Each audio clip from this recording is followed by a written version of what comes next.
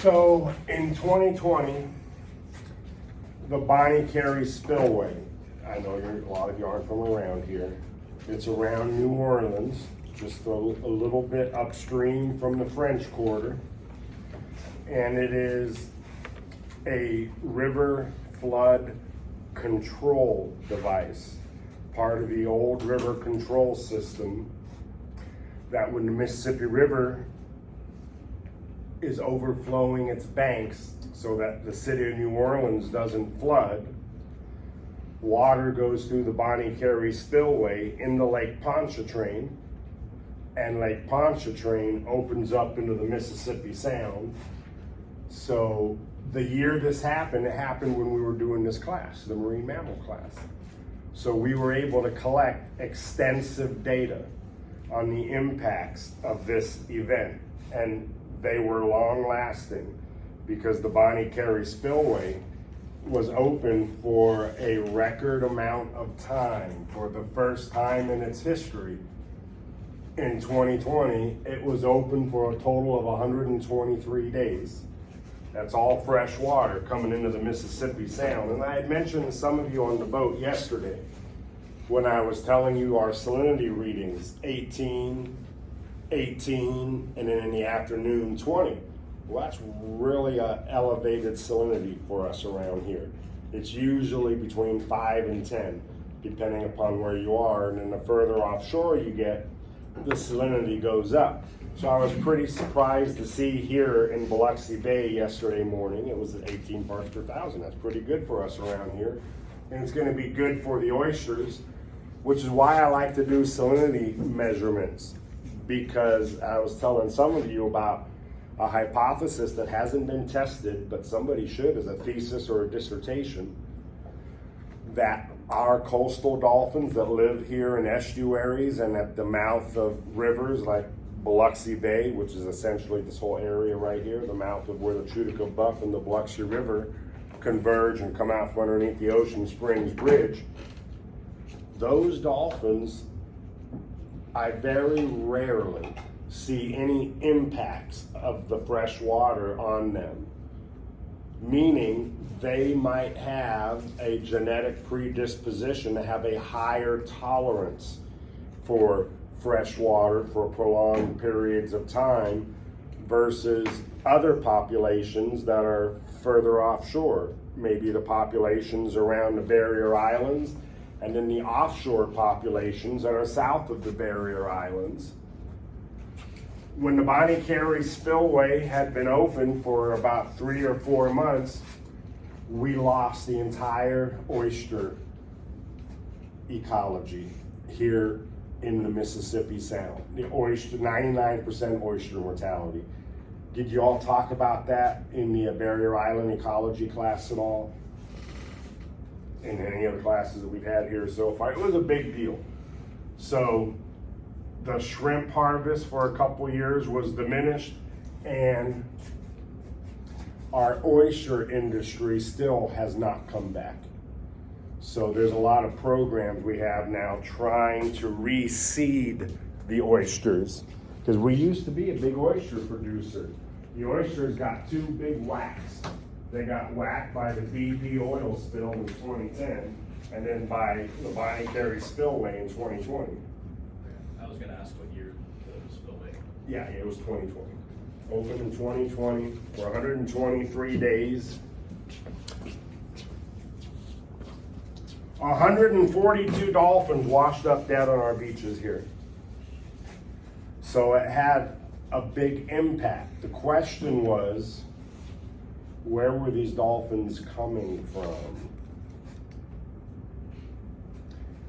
Was the dolphin mortality found in the Mississippi Sound resident dolphins? Or was it dolphins from other areas adjacent to the Mississippi Sound? And I had mentioned on the boat yesterday to a few of you that the Mississippi Sound, which extends from the Chandeliers and Breton Sound and Barataria Bay in Louisiana, and it goes all the way to Mobile Bay. That's all Mississippi Sound.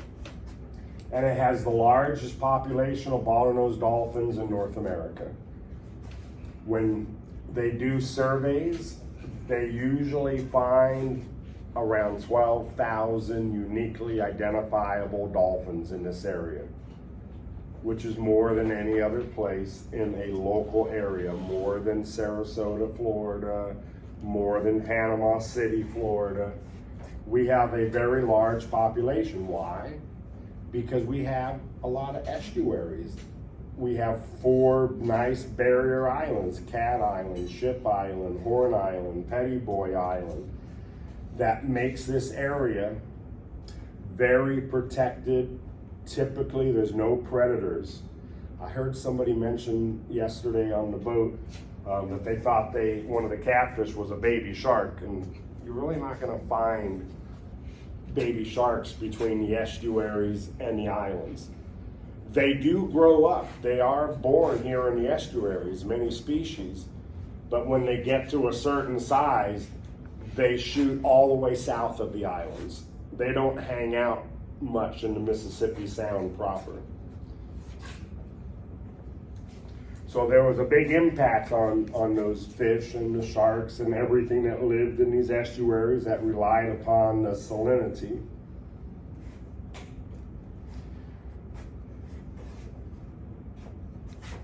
You're seeing a dolphin here that washed up in 2020, and all these lesions, those are severe freshwater lesions. So when we're out there on the boat and you start seeing dolphins with this type of markings, and you do a salinity reading, and you have very low 0 parts per thousand, 1 parts per thousand, well, you can hypothesize that those are probably freshwater lesions. Ideally, you want to culture the lesion, because similar lesions as this might be caused by fungal, bacterial, or protozoal infections. This is severe freshwater lesioning. I will show you some pictures of modest freshwater lesions that I do see around here from time to time.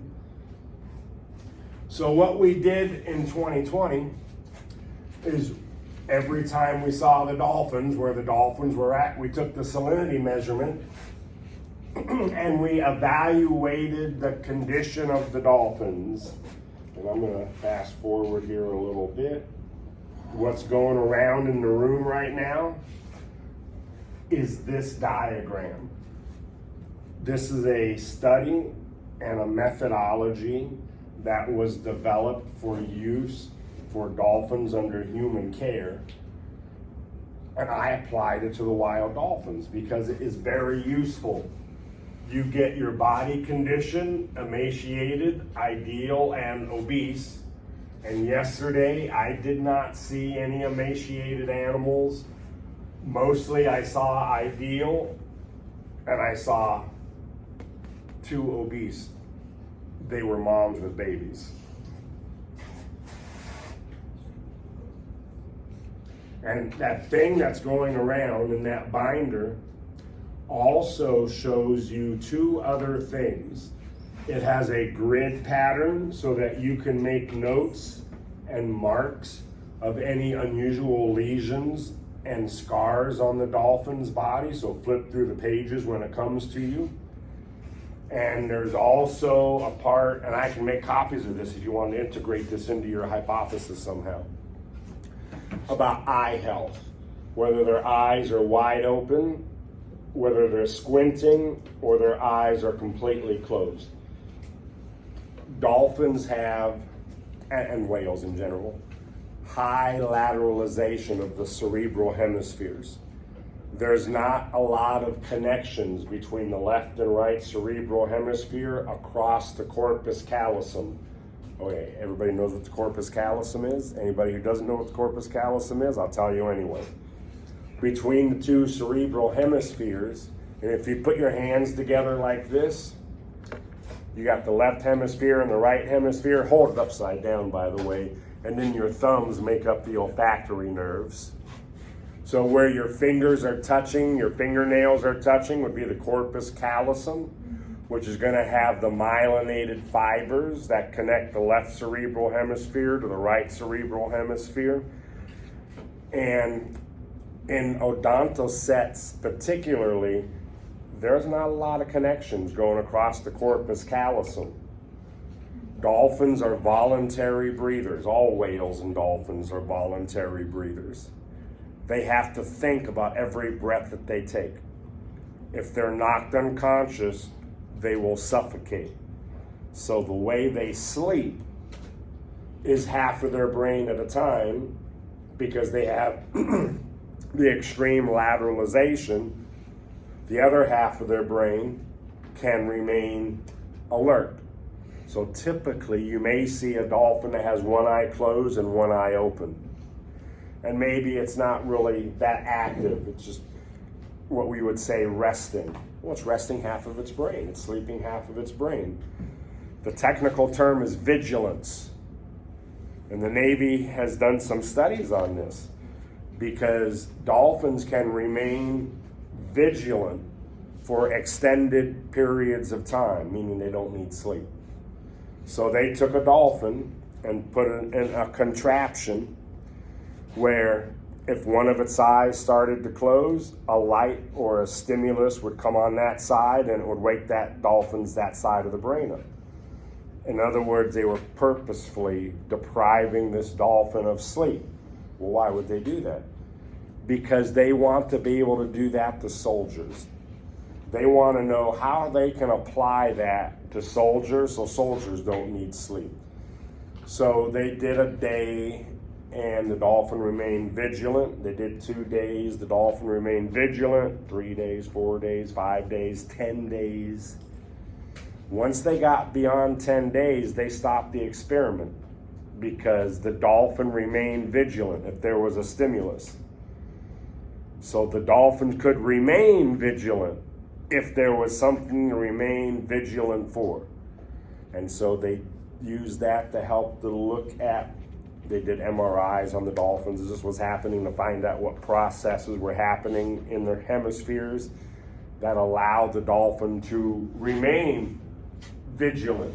So they have this extreme lateralization. So when you look at the eye chart, if both eyes are closed, that's unusual. It means there's probably something irritating their eyes. Typically when they're awake and foraging and socializing and traveling, both eyes should be wide open. This is for all whales and dolphins. And if they are resting, typically one eye will be closed, one eye will be open, and an hour or two later they'll switch. I did a study a long time ago, I want to say 1995, 96, where at the side of a dolphin pool, I had a light on a dimmer switch.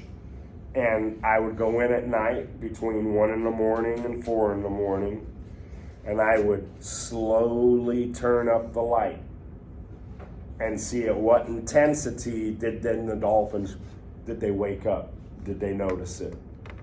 And it was different from dolphin to dolphin. In other words, like people, some sleep like a log. Others sleep light as a feather. And there's a whole bunch that are in the middle. So this is a whole nother area that's wide open for research. Resting patterns and vigilance in dolphins. Now in this study, we used the CLEG, body condition, eye condition, and the chart indicating where you can mark freshwater lesions. We did pictures. We compared pictures across trips. We calculated how much fresh water came out of the Carrie Spillway relative to the total volume of the Mississippi Sound. My hypothesis, and this was based on my graduate work, was that the dolphin mortality that we were seeing was not dolphins in the Mississippi Sound.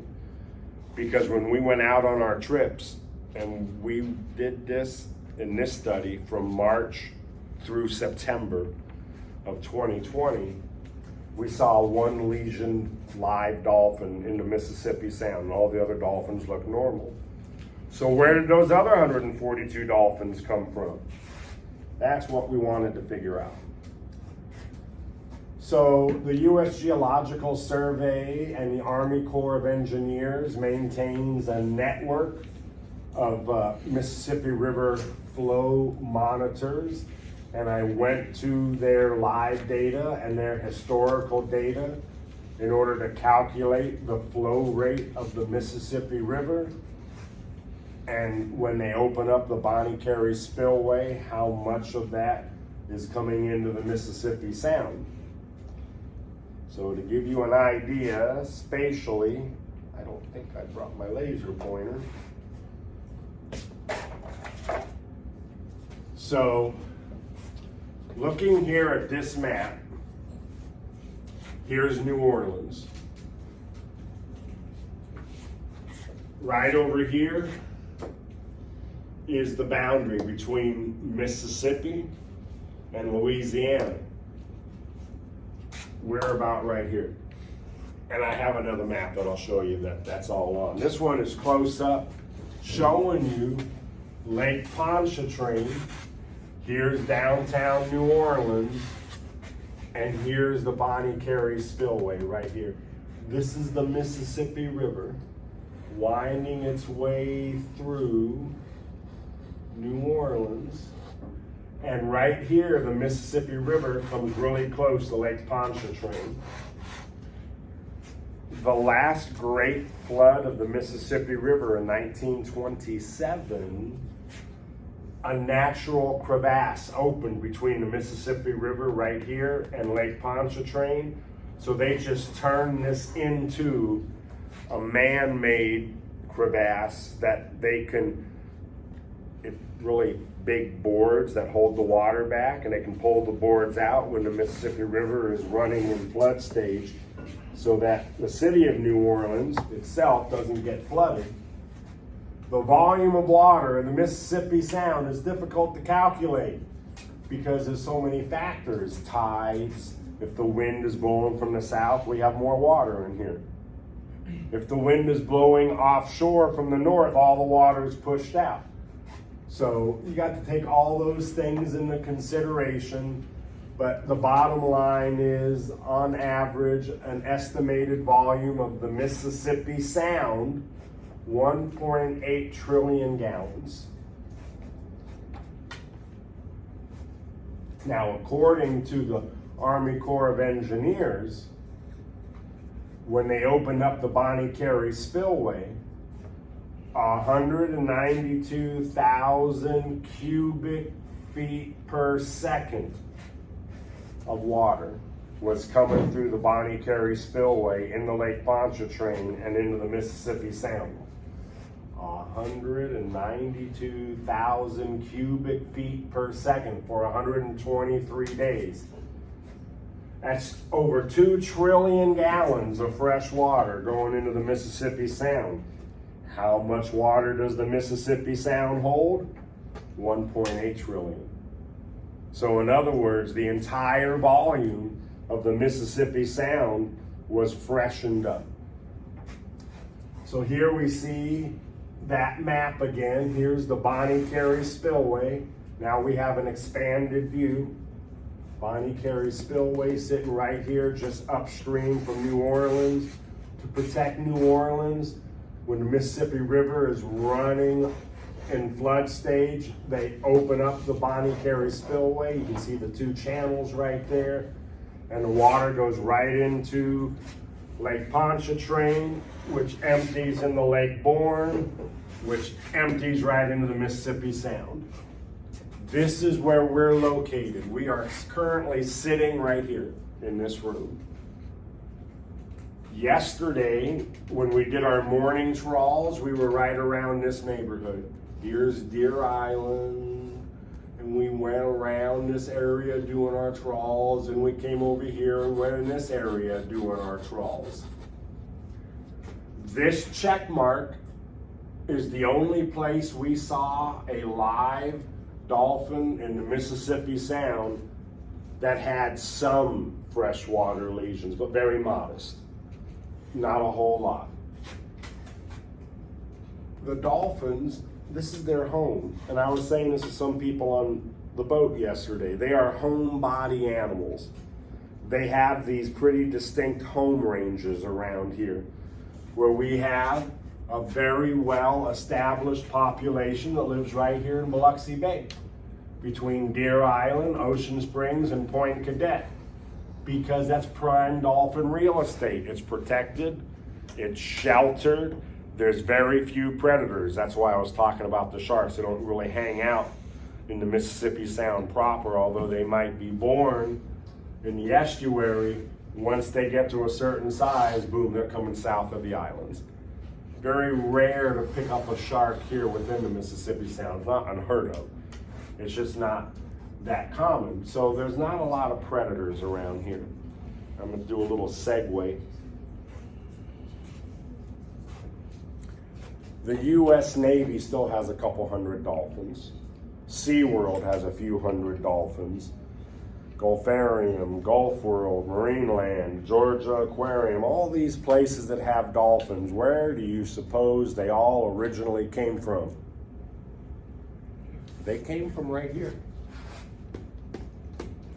The Mississippi Sound is the progenitor stop for all dolphins under human care. All of them. Well, why? And this is an important concept. And if you go on to graduate school, you might want to do a dissertation or a thesis about what I'm about to tell you. Dolphins off of Florida, y'all probably know, there are a lot of sharks right off the coast of Florida. And swimmers get bitten by sharks off of Panama City Beach, off of Tampa Bay, everywhere close to the beach in Florida. Plenty of big hammerheads, sand tiger sharks, bull sharks, you name it.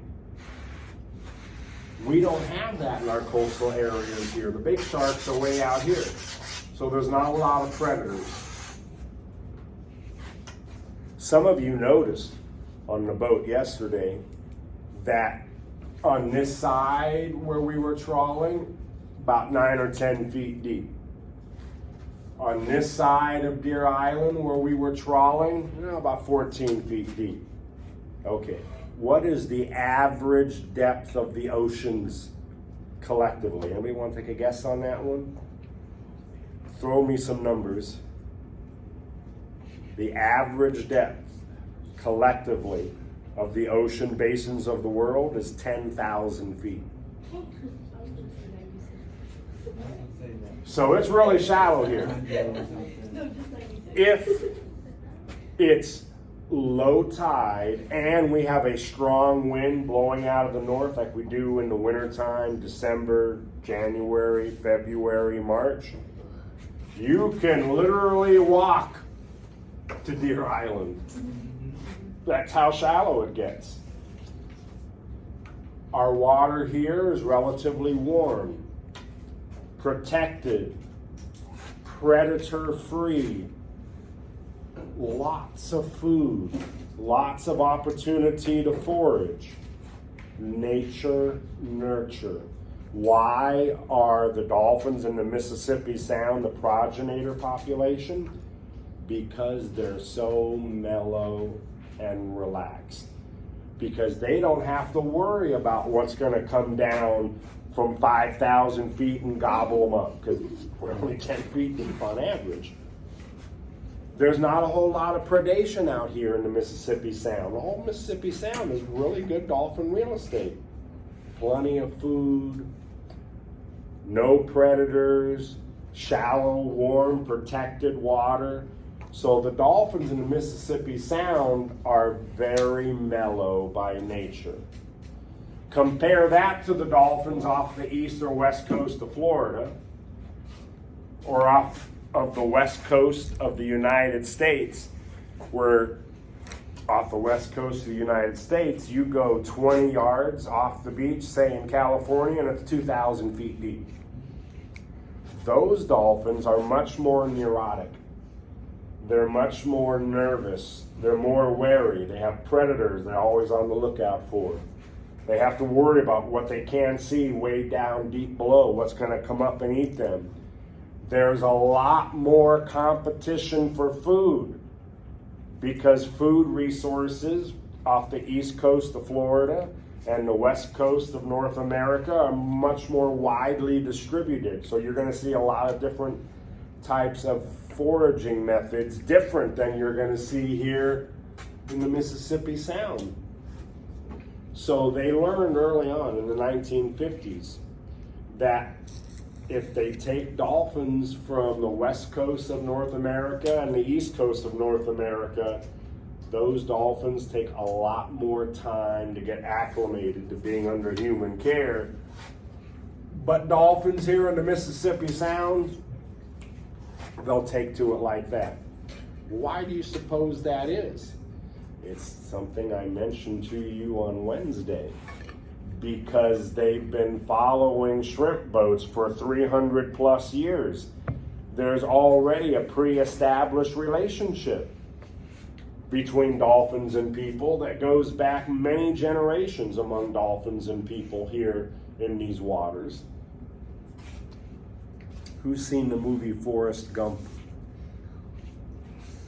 And so, Bayou Labatry, that's where he got his shrimp boat. The shrimp capital of the world used to be Biloxi, Mississippi.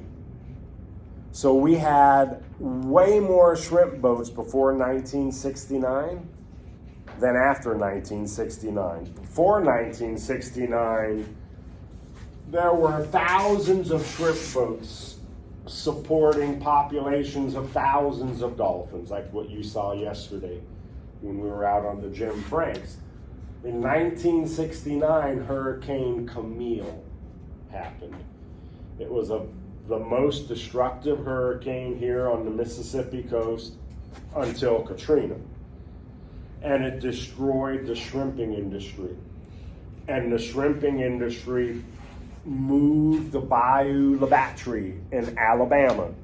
So if you watch Forrest Gump, he's shrimping out of Bayou Labatry after he got out of Vietnam because that's where the shrimp industry moved. We still have a shrimp industry here, but it's no longer the largest shrimping grounds in the world. Off of Alabama and Bayou Labatry is now. So if you were to go over there, you'd see the same thing. A lot of shrimp boats, a lot of dolphins following the shrimp boats. So we have this nature-nurture phenomenon going on, which would be fascinating for somebody to study and compare populations of East Coast dolphins, Gulf offshore dolphins, Gulf coastal dolphins, the West Coast dolphins, because you're going to see different types of behavior based on what their environment predicates, circumscribes for them. So I'm going to give you some perspective here. So the volume in the Mississippi Sound, 1.8 trillion gallons. A little over 2 trillion gallons released by the Carrie Spillway 2019-2020. To give you an idea of how much water that is, Shamu Stadium, this is in Orlando, this one, holds about 10 million gallons in circulation. So if we were to look at that, 1.5 Shamu stadiums of fresh water per second entering the Mississippi Sound for 123 days, replacing 114% of the total water of the Mississippi Sound. We conducted our surveys from March through July 2019, 72 hours of total effort.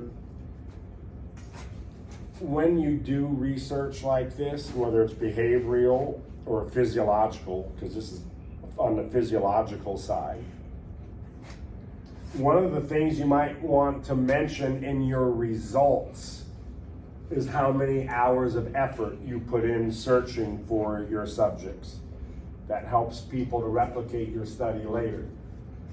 I use the Atlas of Skin Diseases of Small Cetaceans, and I probably have that on me here if you want to take a peek at it later.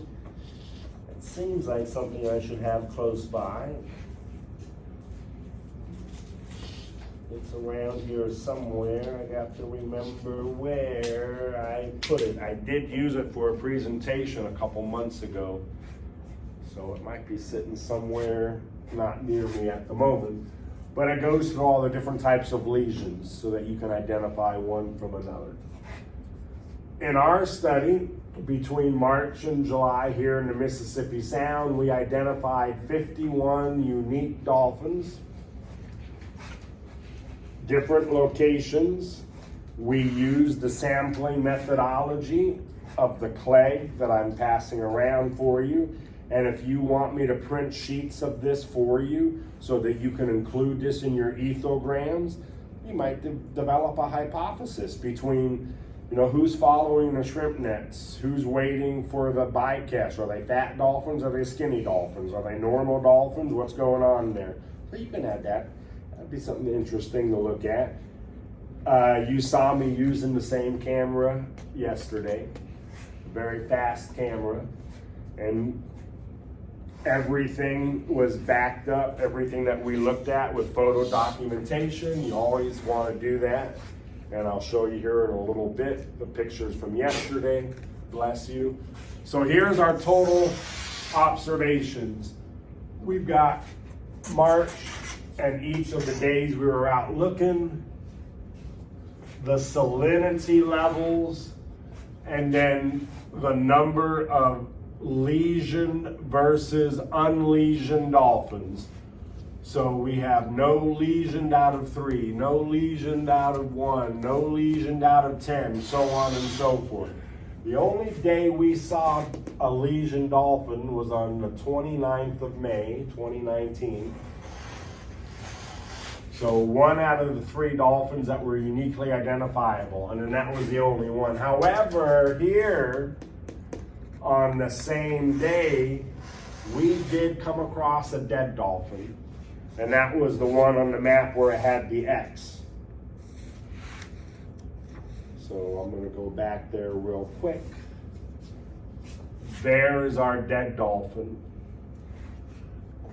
A little bit too decomposed for us to get a good look at its skin.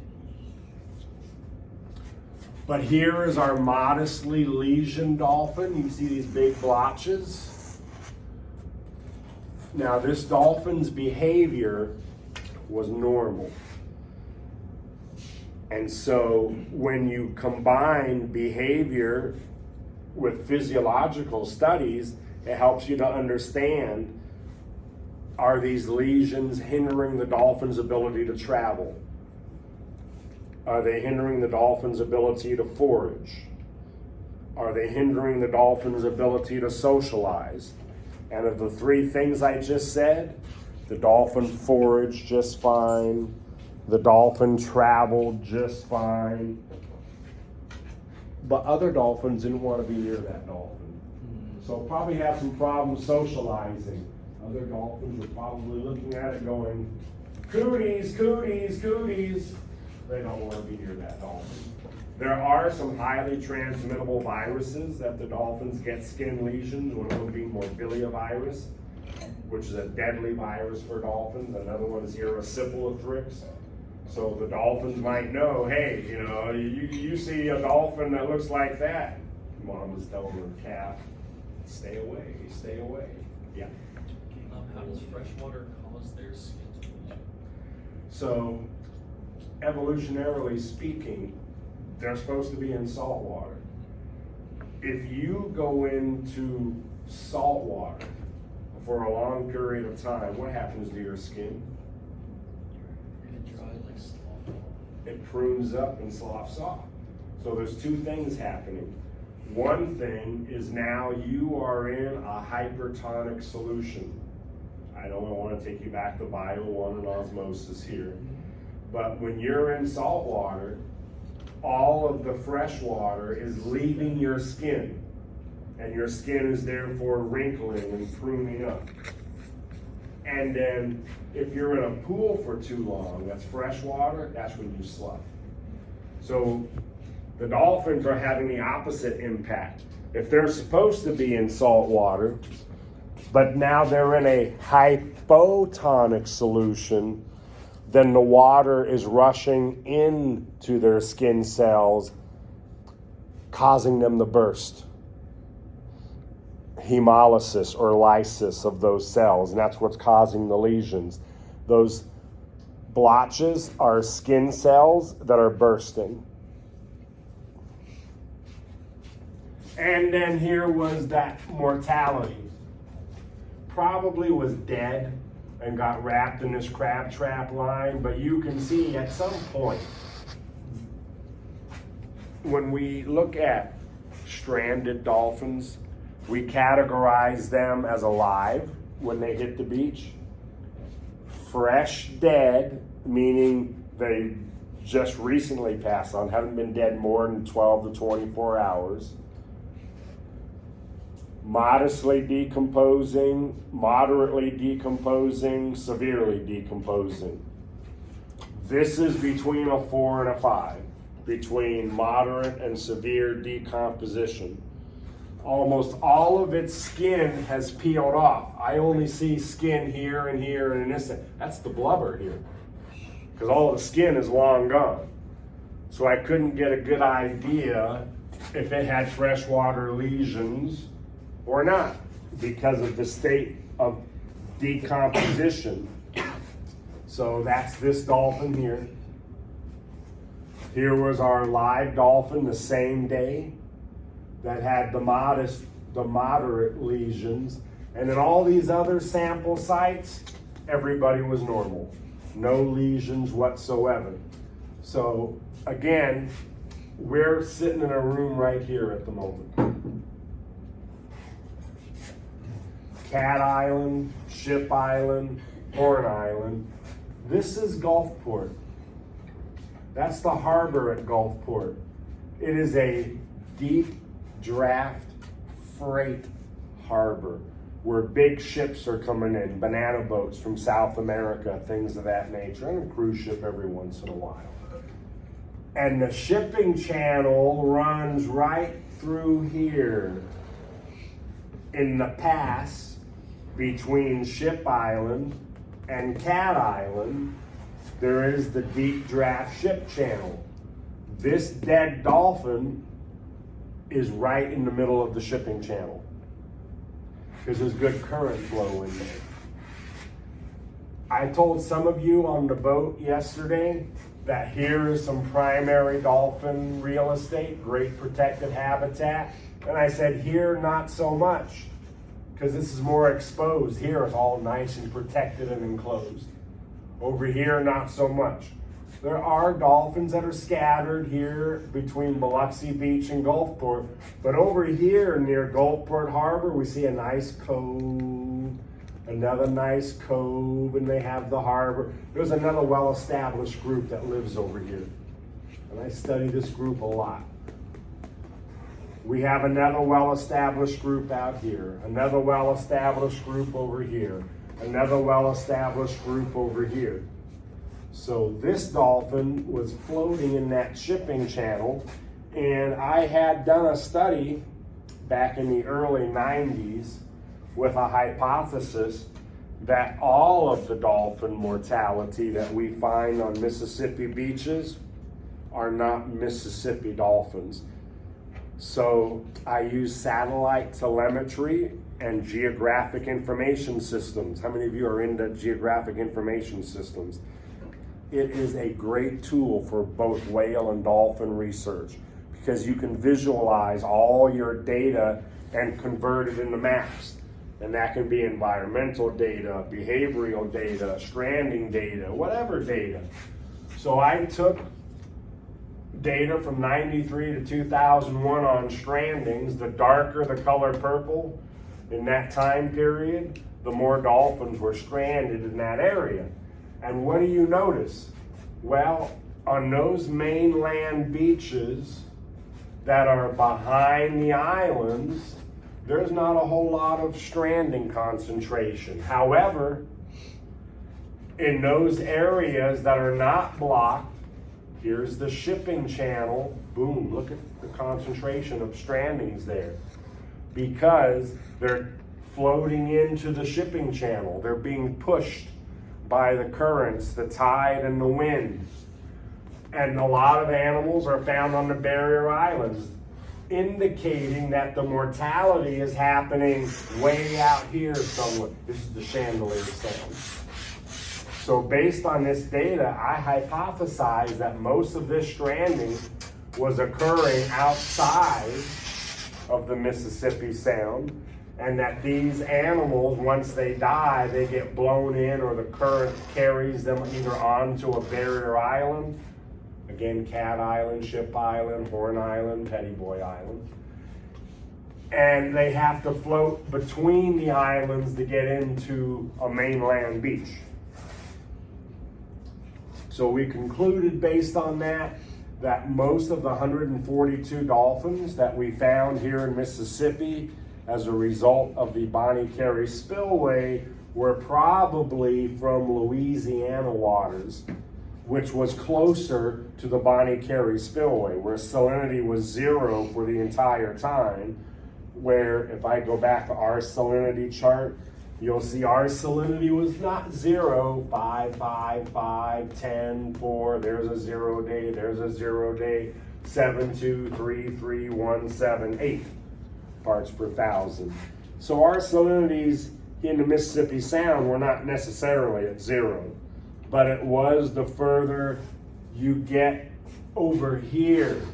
I was telling you, some of you on the boat yesterday, that the Chandelier Sound and the Breton Sound, this is all prime dolphin real estate too, protected between the mainland and the Chandelier Sound, those barrier islands. Lots of food, lots of shrimpers in there, lots of fishermen, not that many sharks, kind of like over there where we're at. Warm, protected water, lots of food, not a lot of predators. But here's Carrie Spillway, waters coming into Lake Bourne, coming into the Chandelier Sound. There are plenty of dolphins in Lake Bourne, plenty of dolphins in the Chandelier Sound that are closer to the fresh water coming out. I hypothesize that it was these populations of dolphins that were primarily dying from the freshwater lesions and just getting pushed up onto our beaches because of the prevailing southerly flow of our winds. There have been few studies on the Mississippi Sound and Louisiana dolphins. We are a very poorly studied area, given the fact we have the largest population of bottlenose dolphins in North America. The BP oil spill in 2010 really impacted, and by the way, so we're right here. The BP Macondo well that blew out is right about there. It's 55 miles from where we're sitting. We're really close to it. When they started burning that oil, we're all getting nauseous here because there was the smell of diesel in the air for a good 2 months because the oil was underwater for a little while, for 5-6 months before it was degraded by various bacteria and microorganisms, so on and so forth. So in the Chandelier Sound, Lake Bourne, out here, over in the Bay St. Louis, the dolphins were severely impacted. There's some studies, if you want to look at them, I'll be more than happy to share them with you. The dolphins in these areas particularly are still mightily suffering from the impacts because they were breathing in. Remember, they don't leave. This is their home. They're home body animals. People are asking scientists, well, why don't the dolphins just leave? Because it's their home. They were raised there. Their moms were raised there. Their mom's mom was raised there. They are home body animals. It's another reason why these types of animals here in this neighborhood do very well under human care. Because they're home bodies. as opposed to dolphins off the east coast of Florida and the east coast and west coast of North America. They have much wider ranges than our dolphins here. So because they were breathing in the volatile aromatic hydrocarbons, they were starting to get a lot of pulmonary disorders and adrenal gland lesions from the overproduction of cortisol and other stress hormones produced by the adrenal glands. We really haven't had a good follow-up. The government's come up twice, and I was telling some of you what the government does is that they will come out every third year or so, and they will actually capture the dolphins with nets, drag them aboard the boats, stick them with needles, swab their blowholes, stick swabs in their urogenital slits, and collect blood and other samples to look at their health state. Personally, I think there's easier ways of doing that than actually capturing the dolphin, restraining it on the deck of the boat for 2 hours, and then throwing it overboard. You saw how close the dolphins come to the shrimp boat. There are ways that you can take advantage of that, and you can collect all the samples benignly if you so desired. We have some things that are occurring now that you may not be aware of. There are some diversions that are occurring because the Mississippi River is constantly getting silted up.